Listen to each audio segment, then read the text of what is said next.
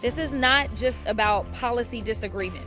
This is about direct attacks on Black futures, Black prosperity, and Black freedom. This is about right versus wrong, point blank.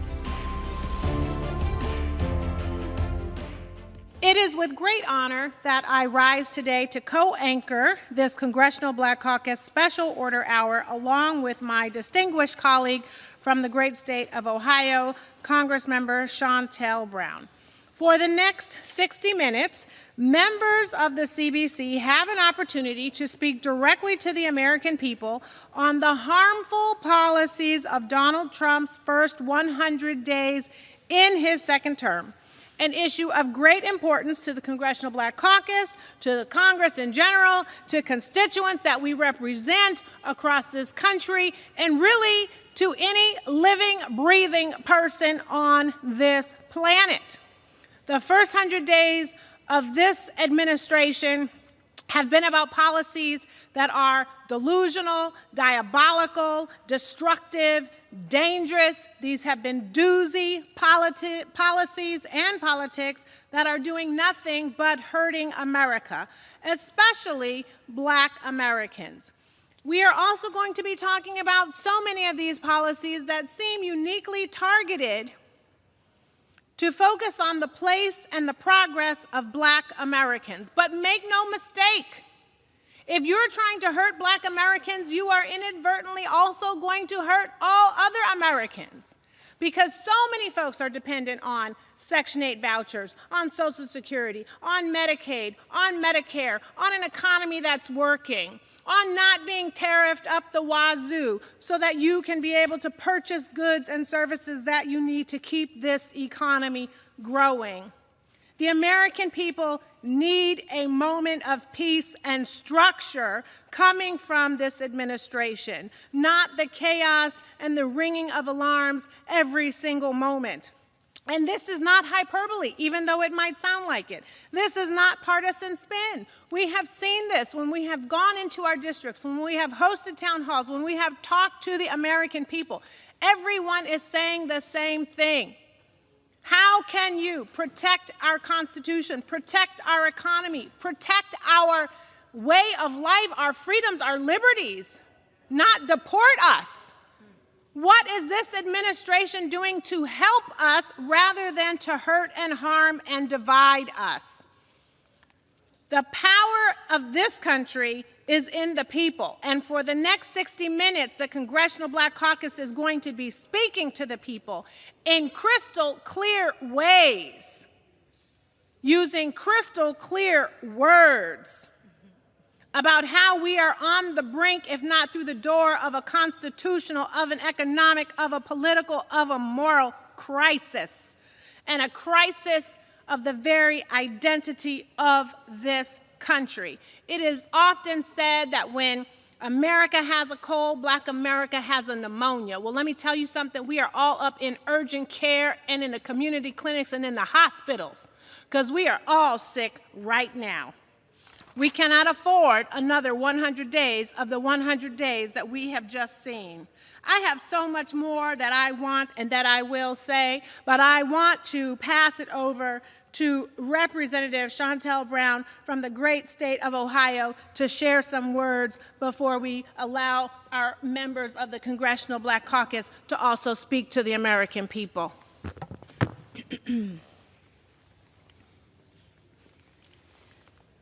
Thank you to my dear friend and colleague, Congresswoman Kamlager-Dove, for leading our CBC Special Order Hour this evening. You know, I really appreciate your voice in Congress, from the way you fight for your constituents in Los Angeles to your work on the Judiciary Committee. You are such a strong advocate. And on the Oversight Committee, we are doing similar work, trying to provide the American people with some amount of transparency and accountability, because we have a president who doesn't think that the rules apply to him. And so here we are tonight to talk about Trump's first 100 days. And I would encourage people watching, shout out to my mom and dad. I know we have at least 2 viewers tonight, Sydney. But for the others, I would encourage you to check out Congresswoman Kamlager-Dove's social media series titled, "Is This Stuff Legal?" She's doing a great job breaking down how this has been a lawless White House from day one. And the truth is, time and time again, what this administration has been doing has not been legal. In fact, in Trump's first 100 days, more than 220 lawsuits were filed directly challenging his agenda. 220. And federal judges have issued over 130 court orders blocking or pausing those actions. So if you're doing the math, Trump's being sued more than twice a day, and he's losing in court more than once a day. They have tried to fire federal workers without cause, detain and deport people without due process, freeze and deny congressionally appropriated funds, and seize sensitive taxpayer information through the Treasury and Social Security. This is why Trump's White House is now ignoring federal courts and openly ignoring the Constitution. He doesn't have a mandate, he doesn't have the votes in Congress, and he doesn't have a legal agenda. So he wants to ignore the law. But we should not be surprised by this. Trump said he was going to be a dictator on day one. He told us this is what he was going to do. And I personally don't know of any dictators who stop being a dictator on their own. So we've got to fight back, and we've got to fight back in the Congress, in the courts, and in the community. My constituents in Cleveland and people across the country are counting on us to stand up, fight back, and use every tool we have to oppose this agenda. Because this has been 100 days of chaos, cruelty, and cuts. The Trump administration has broken the economy, broken the law, and broken our alliances. In just 100 days, this White House has shrunk the economy, raised prices, and put us on track for a recession. Now, President Biden handed him the strongest economy in the world, and Trump is running it into the ground, which really isn't surprising because this is a man who could not make money running a casino, not to mention who filed bankruptcy 6 times. So the disastrous policies of this White House are hurting the entire country, absent a few of his billionaire buddies, of course, but it's the people that many of us represent that are the most at risk. See, this is a White House that constantly diminishes and dismisses Black achievement. A White House that blames any and everything on diversity, equity, and inclusion. A White House that is trying to defund our public safety programs and our police. A White House that is trying to defund our schools. And a White House that has rolled back federal anti-discrimination policies that have been on the books since 1965. That's right, since 1965.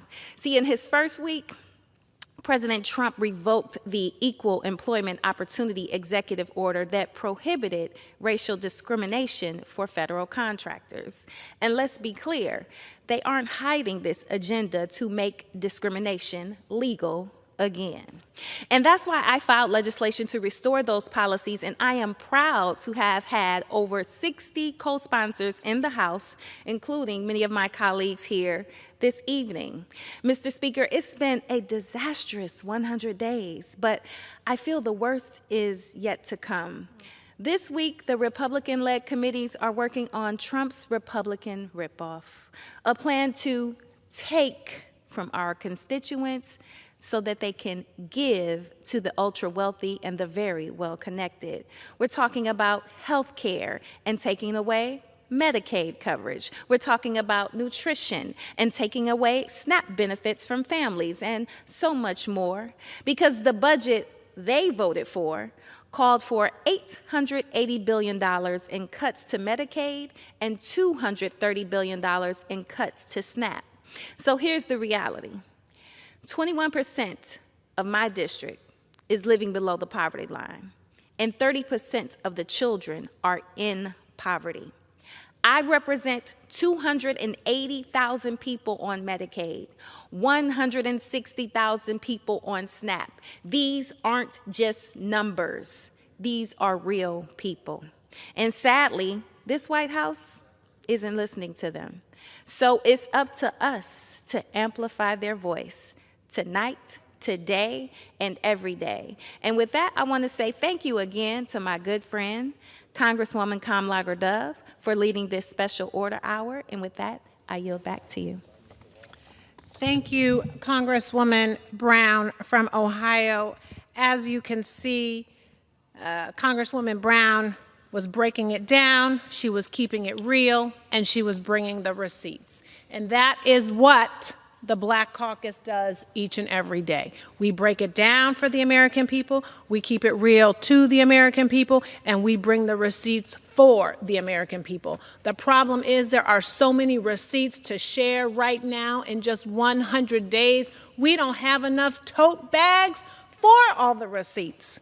But now I want to bring to the floor Congresswoman Lucy McBath from the great state of Georgia to share remarks. Well, thank you so much to my esteemed colleagues, Representative Kamlager-Dove and Representative Brown, for their leadership in tonight's CBC Special Order Hour. Most opportune time for us to be able to talk directly to the American people about the truth of this White House and its administration. Last week marked the first 100 days of the second Trump administration, and on behalf of my constituents in Georgia and an ever-growing number of American people, I'm here tonight to continue speaking out against the chaos, the division, and the indefensible hatred that is being sown by this president and this administration. Just over 100 days in, the American people are exceedingly worried and exhausted. Exhausted by the uncertainty that has defined this presidency. Fatigued by the endless cascade of bad news from every corner of our federal government. Bone weary by the fear of the impact these reckless actions continue to have on our working families. For Black Americans in particular, the Trump administration has made direct attacks on our communities and emboldened extreme hatred and bigotry. The symbolism of using the presidency to eliminate foundational programs cannot be understated. He has used the most powerful office to dismantle foundational policies and scapegoat the American citizens. These attacks have material consequences.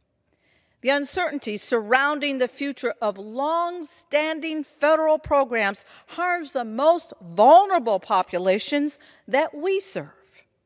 Just last week, I toured a Head Start site in my home state of Georgia and heard directly from parents and educators about the vital role these child care programs play in supporting the economic success of the families with their young children. Head Start affords working families the peace of mind that their children will be cared for and educated during the workday. Recent White House budget documents show that the administration has backed down, for now, in some of their attacks on Head Start and resources that are helping our families. But we can't stop our advocacy now until these programs are absolutely protected. The continued actions of the so-called Department of Government Efficiency, DOGE, to dismantle the federal workforce also have devastatingly outsized impact on Black Americans. Federal government work has long been a path to upward mobility for those seeking a career in public service. And the elimination of tens of thousands of positions across our federal workforce will continue to hurt our families in our communities. I grew up in the heart of the civil rights movement. As a child, I saw my father and my mother take a stand against those who legislated against our freedoms and our rights as Americans. 60 years later, those same forces are animating the actions of this administration. We cannot afford to go back in time. Though I know so many across the country are dealing with the feelings of exhaustion and hopelessness, we cannot grow complacent. We cannot succumb to the forces of fear, hatred, and bigotry. The work of the Congressional Black Caucus and the House Democrats are taking up just reinforces our resistance to the division that we are living and seeing through at this very moment. Together, we are using every legislative tool at our disposal to fight back against these reckless actions. Once again, America, I want you to know that the Democrats and the Congressional Black Caucus and all of the other tri-caucuses, we are fighting every single day for you. We are using our voices to speak up and sound the alarm on the harm this administration is causing communities all across this country. And we are doing so with unflappable energy and determination. As Democrats, we know that our light shines in the darkness, and the darkness shall not overcome it. Just as I sang as a little girl during the civil rights movement, deep in my heart, I do believe that we shall overcome someday. And I yield back. I want to thank the Honorable Lucy McBath from the great state of Georgia for her remarks. And I'm grateful that she talked about DOGE because the reality is that DOGE has not found any substantive evidentiary fraud in all of their work these past 100 days. Because if they had, they would be blasting it across every social media platform, every network. They probably would be making stamps and stamping your head with all of the fraud that they have found, but that is not the case. What they have been doing, however, is harassing and intimidating and disrespecting our workers, creating a hostile environment for our federal workers, intimidating them to resign or to leave, mostly because of ideology, not because of the work they are doing. And we have to continue to tell the truth, which is that government is people. Government works because of people. So when you have a healthcare claim, when you are trying to get your insurance, when you are trying to apply for FEMA, when you are trying to get your Social Security payment, when you are trying to get access to your Medicaid or your Medicare benefits, when you are trying to find a nursing home facility, when you are trying to get a passport, when you are trying to call into the government to get the help that you deserve from the government, that we have all pledged to provide for you, there ain't going to be nobody to answer the phone when you call. Because DOGE and this administration are actually working overtime to make sure that you don't have access to government. The policies of this administration are working overtime to try to make sure that there will be no government. And they're painting it all under the auspices of Black folks, because somehow they think that Black America is responsible for so many of the ills that they are trying to cure. Once again, as Representative Brown shared, the diversity, the equity, and the inclusion. And when last I checked, this country was founded on all of those things. It has been made great because of all of those things. And when we talk about DOGE, I know the one thing I know for sure is that these folks working for DOGE are actually squatting in the departments where they have worked to terminate federal workers. And they're bringing in washers and dryers and mattresses and all their kids, living rent-free in departments that are actually designed and structured to answer the call and take care of the needs that you have as a citizen, as a constituent, as an American. And so we have to talk about that. That's the fraud. That's the fraud. So now I want to, it is my privilege to yield time to the Honorable Jasmine Crockett from the great state of Texas, and you know that she's going to bring receipts. I know she has a trunk full of them.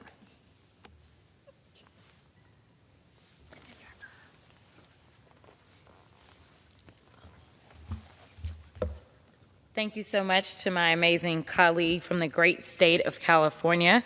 Mr. Speaker, I rise today with a simple but clear message. First of all, I just got to clear up a few things. Instead of the president cosplaying as the next pope, he may want to try to cosplay as an actual president of these United States. That means that he may have to do a little bit of research and decide that he wants to understand that he swore an oath. And this oath was to protect and defend the Constitution. That is the oath that he was supposedly taking on January 20th, as well as we may want the president to look into what the Declaration of Independence was about. We may want him to understand that there was a foundational document as it relates to self-determination of those who had recently gained their independence from Great Britain. I would hope that he would maybe spend a few of these days in this first 100 days, and it is sad to say that it's his second term, that he doesn't understand that the Declaration of Independence is about this idea that we are entitled to the right of life, liberty, and the pursuit of happiness, and that's all of us that are here. But let's go through some of the things that he did manage to do and some of the havoc that he has managed to wreak. In the first 100 days of Trump administration, we have had to, unfortunately, endure a lot of pain. This administration clearly is not ready to lead. They are only here to tear down. In just 100 days, we've witnessed an administration hell-bent on dismantling the very systems designed to protect the most vulnerable amongst us. And for Black Americans, those of us who have always carried the weight of a broken system and bad policies, the danger is real, it's tangible, and it is urgent. Let me be clear, the last 100 days have not been an accident or a fluke. He has done exactly what he said he was going to do. He gave us the blueprint in Project 2025. Some tried to warn us of the dangers, and well, here we are. Let's talk about education. Within weeks of taking office, the Department of Education quietly rescinded guidance encouraging schools to teach honest, inclusive Black history. Instead, they're attempting to whitewash history and have begun promoting so-called patriotic education, a sanitized version of history that skips over slavery, Jim Crow, redlining, and systemic racism. He signed an executive order reinstating, quote, common sense discipline practices in school, rolling back previous administrations' attempts to address racial disparities in school discipline practices. Make no mistake, these decisions have a direct impact on Black children, children who deserve a fair shot to learn in safe and supportive environments. Let's talk about housing. HUD announced plans to gut fair housing rules meant to fight discrimination. You know, the same ones that he violated back when he was a landlord so many years ago. Yeah, those same rules that were supposed to fight discrimination in lending and zoning. This means there will be even more roadblocks for Black families trying to buy a home and yet another generation locked out of building wealth. Let's talk about public safety. While they're cutting after-school programs and community violence prevention, they are pouring millions of dollars into militarizing police departments. They're criminalizing our communities while stripping away the very resources that keep us safe. And finally, money talks, so let's talk money. This administration slashed funding of 7 government agencies that provide Black communities with educational materials and economic opportunities, including the Minority Business Development Agency, the only federal agency dedicated to uplifting minority businesses. This agency helps entrepreneurs all across the country, including in my own district, keep their doors open and their workers employed. Now, it's under attack. And while all of this is happening, they're dismantling environmental protections and environmental justice, slashing funding for HBCUs, and rolling back civil rights enforcement across federal agencies. Let me repeat what that means. To roll back civil rights enforcement across federal agencies. This is the so-called DEI attacks that we continue to endure in this country. This is their way of trying to roll back the Civil Rights Act of 1964 that so many died and bled for. Mr. Speaker, this is not just about policy disagreement. This is about direct attacks on Black futures, Black prosperity, and Black freedom. This is about right versus wrong, point blank. But here's what they don't understand. We've seen this playbook, and every time they've attempted to silence us, erase us, and hold us down, we've resisted and we've pushed this country closer to the ideals it claims to hold. They are trying to bury us, but what they don't realize is that we are seeds and still we rise. I stand here a proud Black woman and a proud member of the Congressional Black Caucus, and I refuse to stand by while this administration tries to turn back the hands of time. We will resist. We will continue speaking truth to power, and we will keep organizing until everybody is free. Because in the words of Fannie Lou Hamer, nobody's free until everybody's free. I yield back. I want to thank the Honorable Jasmine Crockett for her remarks and for always keeping it real. And I want to reiterate some of the things that she said, which is that this administration has been targeting Black Americans, possibly because they are so afraid of our shine. This administration and its policies have certainly been laser focused on trying to tear down Black women, and you don't have to connect too many dots to understand why that is. It is now my privilege to yield to the Honorable Glenn Ivey from the great state of Maryland to break it down for us and share some of his receipts. I thank the gentlelady from California, my colleague from Ohio, and the previous speakers. I want to say it's an honor to be here, not just as a member of Congress, but to be here as a member of the Congressional Black Caucus, especially at a time like this. I rise today not just with concern, but with alarm. In his first 100 days back in the White House, Donald Trump has unleashed a full-blown assault on America, on our institutions, on our workers, on the rule of law, and on democracy itself. This is not leadership. This is a broken promise. I'll talk a little bit as we go forward about the promises that now President Trump made during the campaign, especially with respect to the economy. He said he was going to put money back in people's pockets, but as we've seen dramatically in the first 100 days, it's been quite the opposite.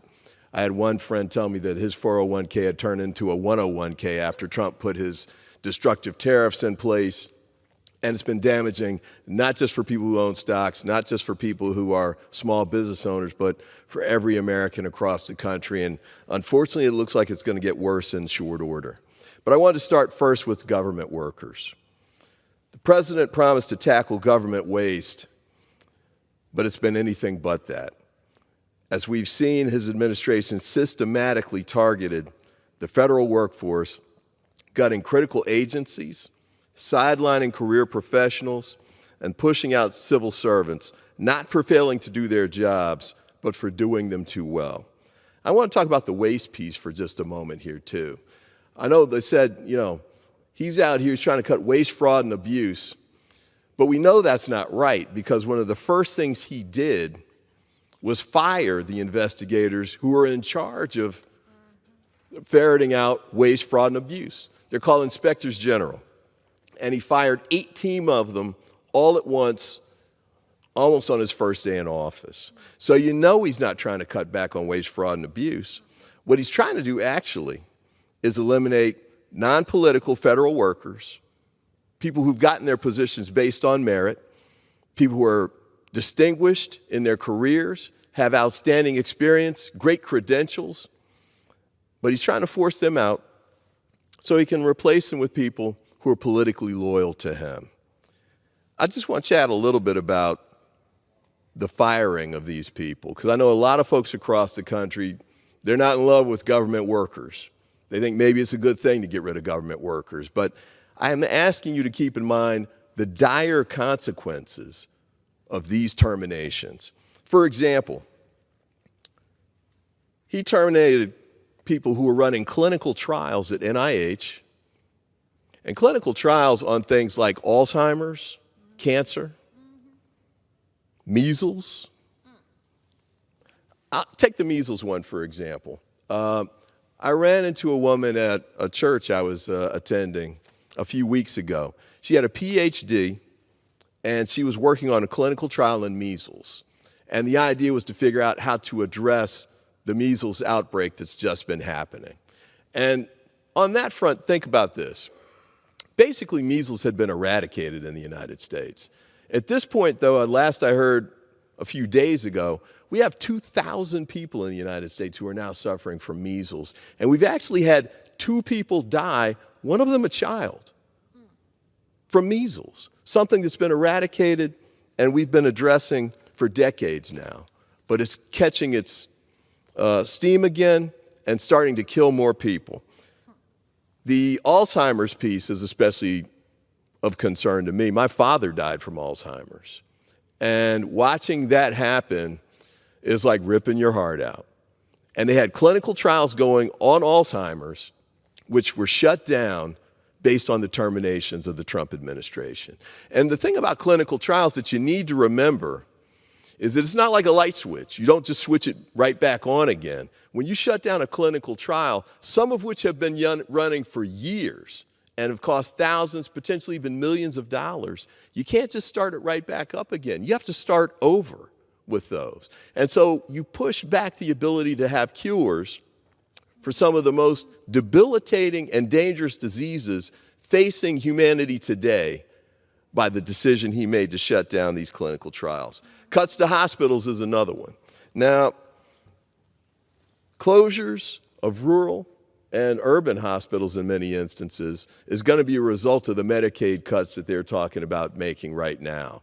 And that's not just President Trump, that's some of my House Republican colleagues here too. But make no mistake, that's going to lead to hospitals closing in the places where they're needed most. I just read an op-ed over the weekend about a doctor who was working in a rural area, and his hospital was dead between 200 miles apart hospitals.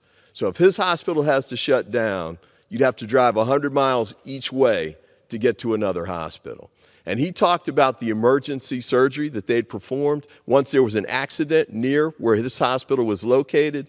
If they had had the hospital there and been able to provide the emergency treatment that they provided, those people would have died. And he's talking about closing these hospitals down. And make sure you understand, too, for many areas, this is the only access to medical care that those communities have. And not only that, those hospitals are economic engines for those communities, because for many of them, those are the jobs in those communities that the people turn to and need the most. Schools. Terminating Title I funding or cutting it back to the extent they've talked about, I've been told could lead to the shutdown of a number of schools, not just in urban areas, but in rural areas as well. Because the Title I funding goes to teachers who are teaching in low-income schools based on the formulas that they use to make those determinations.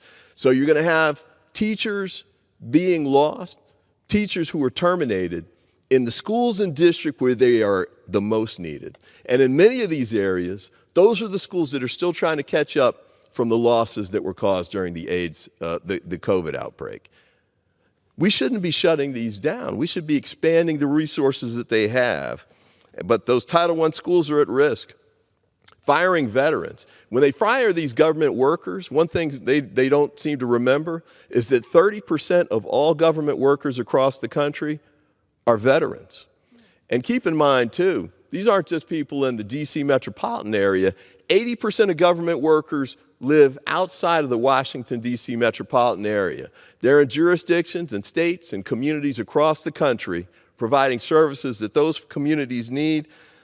They won't miss the water till the well runs dry. And then I'll stop with this one, just on the government cuts piece. Cuts for victims of crime.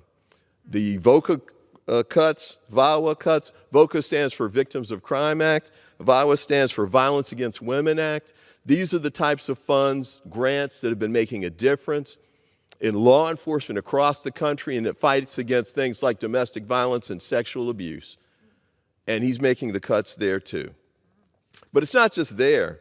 I want to chat a little bit about the rule of law issue here too. The president promised to uphold the law, as he must do. All of us take an oath when we're sworn in. The president, all of us in Congress. I even took one when I was elevated to become a federal prosecutor. But he's not following that oath. As a matter of fact, we've seen this administration illegally deny due process rights despite a Supreme Court order to return my constituent, Kilmar Abrego Garcia, back to the United States. Just a moment on that. Kilmar was deported from the United States even though a judge had given an order saying that he could not be sent to El Salvador until another determination was made. But guess what? Not only did they send him to El Salvador in violation of that order, they sent him to one of the worst jails in the world, which houses MS-13, which is the exact group that judge said he was supposed to be kept away from. And that's where they sent him. The Supreme Court said, you need to facilitate his return. The Trump administration has made no efforts whatsoever to do that. As a matter of fact, President Trump was sitting in the Oval Office with President Bukele, the head of El Salvador, and they were joking about it. And last week, when President Trump did an interview, he said, yeah, he could just pick up the phone and have him brought back, but he's not going to do it, despite the Supreme Court order. And there have been other orders, too, that they're ignoring and not following. And this isn't just a problem for Mr. Garcia.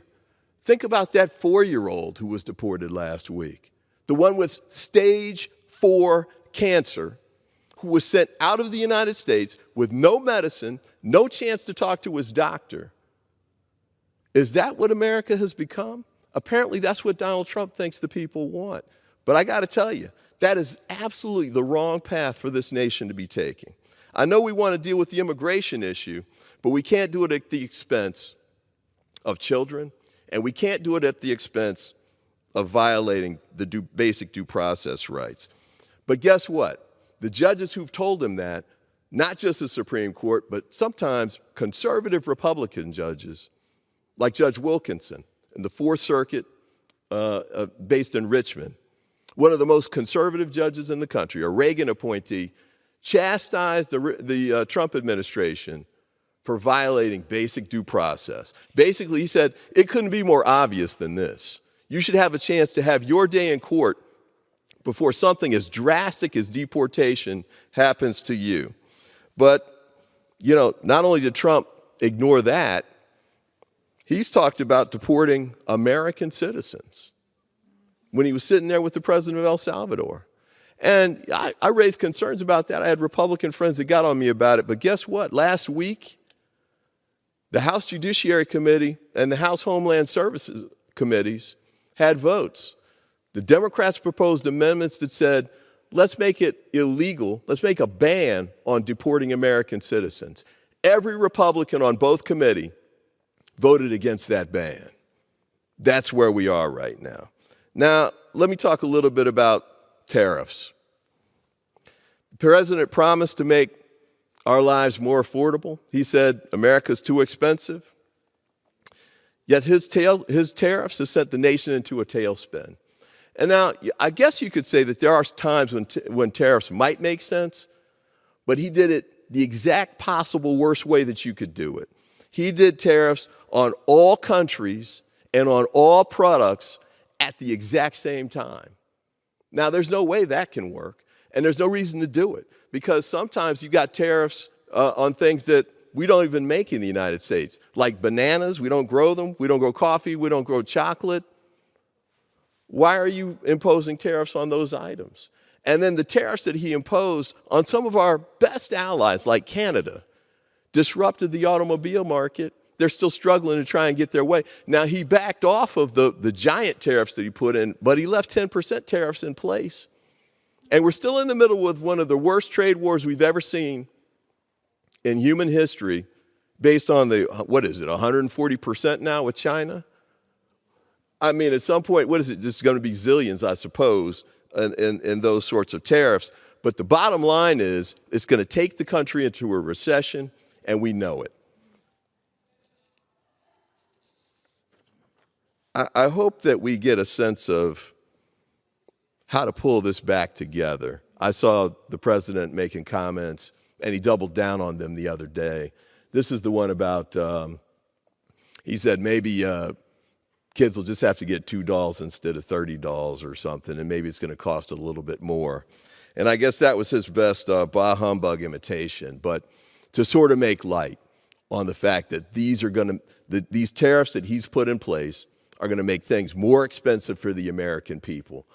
In contrast, and the exact opposite of what he promised to do when he ran for office and was elected. That's not right. President Trump, Elon Musk, their billionaire buddies, they pushed a budget that's nothing short on a war on working families, massive cuts to Medicare, Medicaid, Social Security, and SNAP, while Trump and House Republicans push for new handouts for the wealthy. The same man who claims to champion the forgotten American is cutting health care for the disabled, for children, and for seniors. This is an administration that rules not with hope, but with fear. And it's using the machinery of government not to serve the people, but to punish the president's perceived enemies, including those who brought January 6 rioters to justice. Just a moment on that. He actually forced out Department of Justice prosecutors who did nothing but handle cases that they were supposed to handle. And I guess he's going to say that they were mishandled in some way, but guess what? The prosecution of the January 6 rioters resulted in more than 1,000 convictions. My recollection was there might have been 2 or 3 acquittals during that period, but everything else was a conviction. And the fact that, let's say even more people had been acquitted, that doesn't mean these prosecutors did anything wrong, and it certainly doesn't mean that they should be forced out of their positions. Same thing with the FBI agents. They sent over a list of 5,000 FBI agents to the Department of Justice, and guess what the common denominator was? They had all worked on January 6th investigations. So instead of our FBI agents focusing on, say, terrorism or organized crime, they've got to be looking over their shoulder because they know the president's coming after them. And he's got the Department of Justice weaponized not to go after the criminals, but to go after career FBI agents who've done nothing but serve the public and fight crime for the American people. Let me be clear. As we move past 100 days, I will never stop fighting for those I represent against the abuses of this administration. We're not just battling over budgets, we're battling over the future of the country we wish to have. Not a government for the wealthy and well-connected, but a government that works for all people. This is not business as usual, and House Democrats are standing up and fighting back. I want to commend my colleagues for tonight and pulling this together and doing such an outstanding job in moving this forward. And I also want to thank the people out there, people in communities across the country who've come to rallies. Some are Democrats, some aren't. Some are Republicans, some aren't. But they're coming out to express their concerns about the direction this nation is taking. I want to thank them for doing that, for making sure that they remember that they have the ultimate power. They're the ones who determine what happens with this democracy. And now is the time for them to stand up and for us to stand with them. And with that, I yield back. I want to thank the Honorable Glenn Ivey for his very sobering remarks. Mr. Speaker, may I inquire how much time is remaining? The gentlelady has 16 minutes remaining. Thank you, Mr. Speaker. I just want to add my thanks again to Representative Glenn Ivey for talking about health care and the fact that this administration has been cutting grants to the National Institute for Health and cutting clinical trials. Over the weekend, I was at an event and we had doctors and we had advocates talking about cancer, talking about breast cancer. And this country is actually on the precipice of discovering a vaccine for breast cancer, a cure for breast cancer. We have amazing scientists in this country who have been researching this, and they are at the point of clinical trials. And I don't know if you know anyone in your family that is a survivor of breast cancer or any other kind of cancer, but oftentimes when you go and the surgeon puts you under to take it out, they don't know if they have gotten all of it out. They hope that they have. But for some odd reason, we have not advanced the technologies to get all of it out. And now we are on the precipice of being able to do so. And do you know what this administration did? Instead of accelerating those clinical trials, instead of offering funding for that research to continue, instead of wanting to be a champion of the cure to cancer, this administration has cut that research, cut that funding, cut those clinical trials, and cut funding to educational institutions, to colleges and universities that are doing that kind of research, essentially cutting off our future scientists and innovators and problem solvers, our kids who are investing their time and their money and our money and their sweat to go to school and get an education and learn enough to help this country move forward and progress. They are getting the short end of a stick. They're actually being beat on the head with a stick, being held by this administration. Representative Ivey talked about what's happening with the judiciary, and in fact, this president actually said he didn't know if he even had to uphold the Constitution, and then this administration is going to sue Justice Roberts. We have moved from 3 branches of government to 1 branch of government, and Republicans are silent tonight, just like they've been silent at all of the markups and all of the hearings that we've had this month. Silent, afraid, unwilling to stand up for their constituents, only willing to defend this administration. And they're going to be tasked hard when they continue to have to go into their districts and sell the fertilizer that they have to feed their constituents, voters, Americans, the fertilizer coming out of this administration, designed to harm everyone that hasn't bent the knee. So with that, it is my privilege to yield to the Honorable Gabe Amo from the great state of Rhode Island.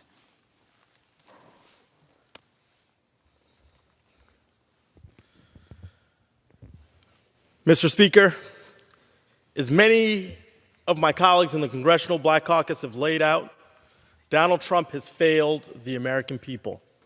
That's why I'm grateful to my colleagues, Representatives Kamlager-Dove and Representative Brown, for leading this special order hour. And let's focus on these failures. In countless ways, Donald Trump has failed the American people. He has failed to bring down prices for families. He has failed to keep Americans safe.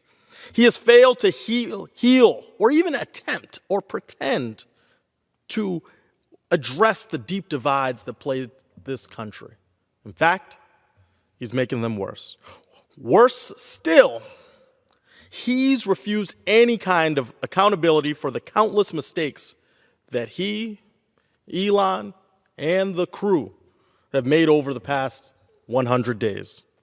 When the stock market is up, oh, that's because of him. When the stock market tanks, well, that's Joe Biden's fault. And if it doesn't get better, well, that's Joe Biden's fault too. Mr. Speaker, no parent would accept this behavior from their child. So why do we accept it from the president? No company would accept this temperament from an employee. So why do we see normalizations of this behavior by Republicans when we see this bad behavior in our commander-in-chief? Mr. Speaker, surely we can still tell the difference between right and wrong. And certainly we can do that right here in this chamber. Surely when we see cancer research funding eliminated, when 2-year-old citizens are deported, when the budget resolution calls for the largest proposed cut to Medicaid ever, surely we can say these things are wrong, no? The American people are calling for leadership. They're calling for solutions to help them afford basic necessities. They want to be able to tell their loved ones it's going to be okay. But they're not getting that right now, especially in the black community. Instead, they're getting political theater about renaming the Gulf of Mexico and military parades. They're getting authoritarian threats about ignoring the Constitution and running for a third term. It's unserious. It's unbecoming. It's wrong. And let's call it what it is. It is dangerous. Mr. Speaker, at the end of the day, history will judge how all of us respond to this moment. I think I know what side I want to be on. The side of the Congressional Black Caucus, the side of the conscience of the Congress. Donald Trump has been a failure. But where he fails, we're here. We will fight. Fight for fairness, for justice, and the promise that has been denied to far too many Americans for far too long. May we continue down this righteous road today to fight, to march on for all of the battles that lie ahead. And with that, I yield back. I want to thank the gentleman from Rhode Island for his remarks. Mr. Speaker, may I inquire how much time is remaining? The gentlelady has 8 minutes remaining. Thank you, Mr. Speaker. You know, I'm so grateful to be a member of the Congressional Black Caucus. And I want to just share some of my own stories coming from my district and also my experience. I was in that Judiciary Committee where we had the hearing on immigration. And I was in that committee when Republicans voted to deport and detain Americans, where they voted to allow for cavity searches for children, where they voted to allow ICE to go into domestic violence shelters, where they voted to allow January 6ers, those who wreaked havoc on this Capitol and assaulted Capitol Police and terrorized everyone in this building, where they voted to allow them to work for the federal government, including the Department of Homeland Security. And I asked, how can you deport an American? I mean, where are you going to deport an American to? I don't understand. And I have yet to see from the Republicans or even from this administration, can we get a poster? Can we get a picture of what a safe American looks like, a non-deportable American looks like? Because I want to know, I want to be able to share that picture, that photo with my constituents. So if you look like this, if you're maybe this shade, if you have this degree of melanin, if this is the color of your hair, or if this is the color of your eyes, or if this is what you say, or if this is what kind of accent you have or not, then you might be safe. But I think the American people need to know which one of them will be deported next. And I think the American people deserve to know which of their representatives is going to stand up for them.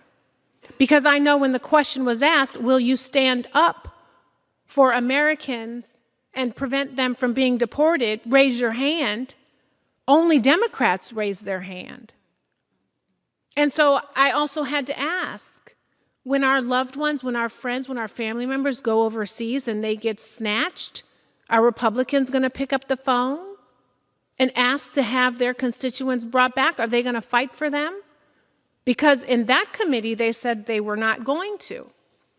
They have said that they're not going to fight for your health care, for Medicaid, for Medicare, for Social Security. I represent Los Angeles. People think it's flossy and glossy, I like to say. But I have the third highest Medicaid enrollee district in the country. And in California, we have 7 of the 10 highest Medicaid enrollee districts in this country are in California, and some of them are Republican districts. I think we all want to know, Black Americans, white Americans, Asian Americans, Latino Americans, all Americans want to know, are you going to cut their Medicaid? Are you going to cut their Social Security?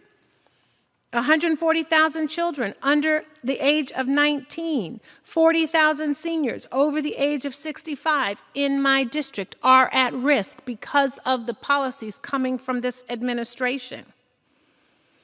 Nearly 80 million Americans get health care through Medicaid and through CHIP on the chopping block. $5.6 billion this president wants to cut from the Department of Education. The House Republicans' budget includes $330 billion in cuts. Come on now, Pell Grants, school lunches, Head Start, everything on the chopping block. And in my district, we have LA Unified School District. Many of the kids who go to school, their only meal is when they go to school. So I'm trying to figure out, when folks say that they're Christian, what kind of Bible are they using? Because the Bible that I have doesn't say that you starve children, that you cut off their health care, that you cut off the health care for their grandparents. And if your Bible says that, I submit that maybe you change your Bible, because that's unchristian-like to kill seniors and children. And then let's talk about rolling back bedrock civil rights era policies that are designed to actually allow everyone the opportunity to compete and participate in this marketplace. It's not about giving handouts. It's about creating opportunity. It's about creating access to competition. Why would you be afraid of that unless you're mediocre, less than average, and need extra help because you can't compete? Well, don't come for Black America. Fix yourself. Let's talk about the workers who are the backbone of our economy, the workers who run this government. I'm always surprised when folks talk about unelected bureaucrats. Elon Musk is an unelected bureaucrat, and you know, keep it real, all the staff that help us do our jobs and help our constituents are unelected bureaucrats. And you're actually, Republicans, this administration wants to cut the salaries that allow folks to answer the phone for our constituents. California has the second highest number of federal workers. Why are you going to cut that? And might I remind you, we have the Olympics coming, we have the FIFA World Cup coming, we have an All-Star game and a Super Bowl coming. We are still producing movies and TV. We are helping folks with their passports and their visas. You want all these games to be successful? You got to resource the departments that process the visas and the applications to allow people to come here. Okay? So let's keep it real. You want to talk about housing? This administration is proposing to terminate Section 8, cutting rental aid, evicting 32,000 families from their homes. This president even refused to come to Altadena after the urban fires. That's how little this administration thinks about Black communities. This administration is not interested in Black America, even though this administration wanted to thank Black America. But what kind of thanks is that when you cut funding to HBCUs? What kind of thanks is that when you cut Medicaid and Medicare and Social Security? What kind of thanks is that when you cut Meals on Wheels and SNAP? We're going to make America hungry again. We're going to make America sick again. I have a binder full of actions from this administration that has come out of this administration in just the last 100 days. And they're terrifying. They're terrifying for Black America, but they're terrifying for all America. And with that, I am going to happily close out this CBC Special Order Hour and remind America that we will be back again next week with more information and more receipts and more truth. Mr. Speaker, I want to thank my co-lead, Congresswoman Shontel Brown from the great state of Ohio, and all the members of the Congressional Black Caucus who spoke tonight. And with that, I yield back.